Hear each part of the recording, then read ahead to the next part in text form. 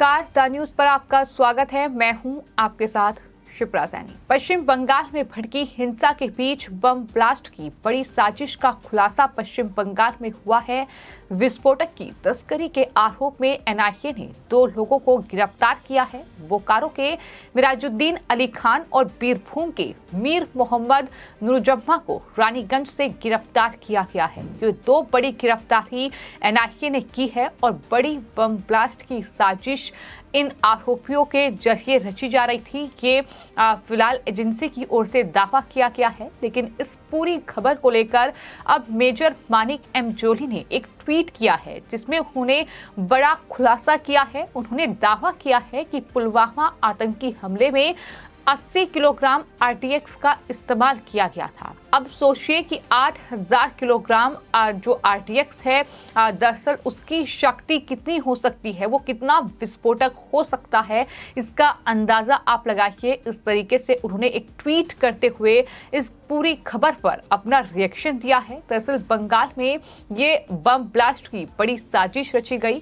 राष्ट्रीय जांच agency NIA ने पश्चिम बंगाल में विस्फोटकों और डेटोनेटर के 2 आपूर्तिकर्ताओं को गिरफ्तार किया, जिनका जिक्र हमने किया है। एजेंसी के एक प्रवक्ता ने यह भी बताया कि पिछले साल दर्ज एक मामले की जांच के सिलसिले में छापेमारी की गई थी और इस दौरान बोकारो के मिराजुद्दीन अली खान और बीरभूम के मीर मोहम्मद नुरजम्मा को रानीगंज और कोलकाता से गिरफ्तार किया गया, जिसको लेकर मेजर मानिक एम जोली ने एक ट्वीट किया। उन्होंने ट्वीट करते हुए लिखा कि 1 kilo ammonium nitrate 0.4 kilo TNT के बराबर ऊर्जा रिलीज करेगा। इसके 27,000 किलोग्राम का मतलब ये है कि 11,000 किलोग्राम टीएनटी की ऊर्जा इस 27,000 किलोग्राम जो अमोनियम नाइट्रेट है उससे रिलीज होगी।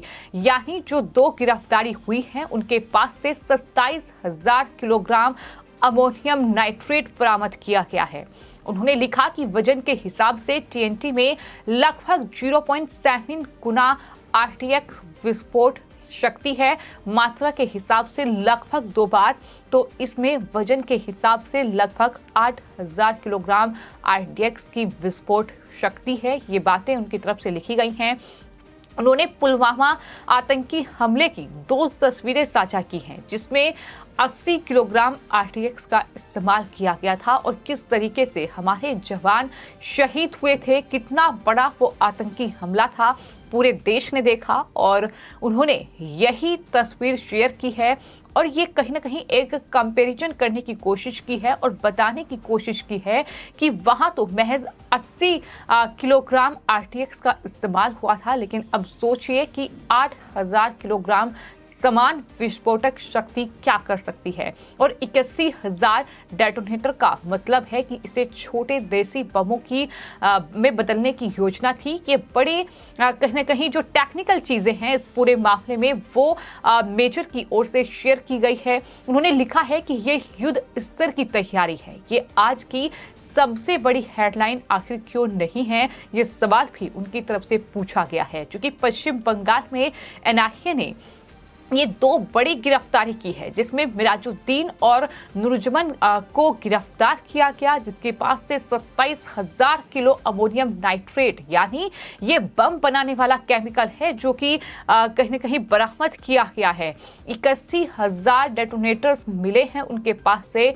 बावजूद इसके मीडिया इस खबर को नहीं चला रहा है। ये सवाल उनकी तरफ से पूछा गया है। वो पश्चिम बंगाल जहां पहले ही हिंसा भड़की हुई है, वहीं मेजर सुरेंद्र पूनिया की ओर से भी ट्वीट करते हुए इस खबर की जानकारी दी गई और ये कहा गया कि जो कुछ भी बरामद हुआ है उसमें तो पूरा बंगाल ही फूंका जा सकता है। आखिर ये सब आया कहां से है, कौन है इसके पीछे, क्या मकसद है। 1946 की तरह फिर से हिंदुओं का जेनोसाइड, ये सवाल उनकी तरफ से किया गया है। बहुआ मोइत्रा जो एक्सपर्ट है ज्ञान देने की, आखिर वो कहां है, क्या इस पर कोई ज्ञान वो देंगी, ये भी जो मेजर सुरेंद्र पूनिया हैं उनकी तरफ से जो ट्वीट किया गया है उसमें ये सवाल पूछा गया है। आपको ये बता दें कि कई दिन पहले एनआईए ने ये 2 बड़ी गिरफ्तारी की है, लेकिन पश्चिम बंगाल में जो हावड़ा में हिंसा रामनवमी के मौके पर भड़की, उसके बाद से अभी तक जो सियासी अपवार पलटवार का दौर है वो थमा नहीं है, या यूं कहा जा सकता है कि ये खबर किसी भी मीडिया संस्थान ने दिखाई नहीं है कि ये कहीं ना कहीं एक बड़ी बम विस्फोटक साजिश जो है वो पश्चिम बंगाल में रची जा रही थी। आपको ये बता दें कि इस पूरे मामले में एजेंसी की ओर से जो जानकारी दी गई है वो उसमें बताया गया है कि एक एसयूवी को जून 2022 में स्पेशल टास्क फोर्स यानी एसटीएफ कोलकाता के जरिए रोका गया था और इसे लगभग 81,000 इलेक्ट्रिक डेटोनेटर ले जाते हुए पाया गया था। प्रवक्ता ने यह भी बताया कि वाहन के चालक आशीष क्योरा को गिरफ्तार किया गया और उससे पूछताछ के बाद पुलिस को 27,000 kilogram ammonium nitrate, 1,625 kilogram gelatin की छड़ें और 2,325 और इलेक्ट्रिक डेटोनेटर सहित अवैध रूप से जो इकट्ठा किए गए विस्फोटकों का भंडार उन्हें मिला था।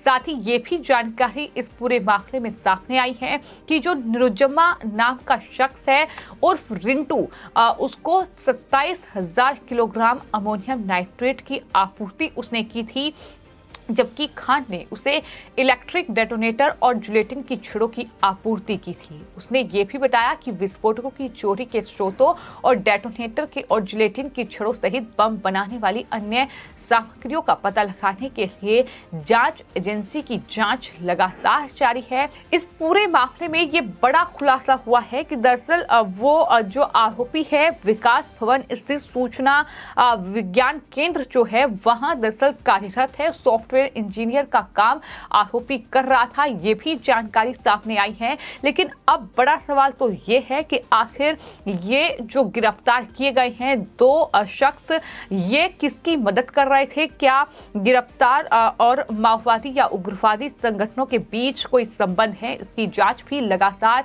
राष्ट्रीय जांच एजेंसी कर रही है, क्योंकि पूरा मामला बेहद गंभीर है और वो भी उस वक्त जब पश्चिम बंगाल में हिंसा भड़की हुई है।